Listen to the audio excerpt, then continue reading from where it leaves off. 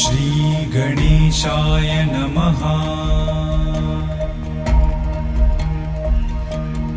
ॐ जपाकुसुमसङ्काशं काश्यपेयं महाद्युतिं तमोरिं सर्वपापघ्नं प्रणतोऽस्मि दिवाकरम्।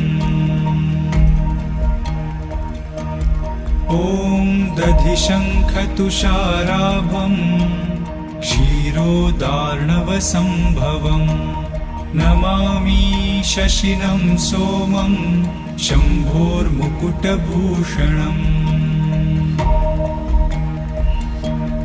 ॐ धरणीगर्भसम्भूतं विद्युत्कान्तिसमप्रभं कुमारं शक्तिहस्तं च मङ्गलं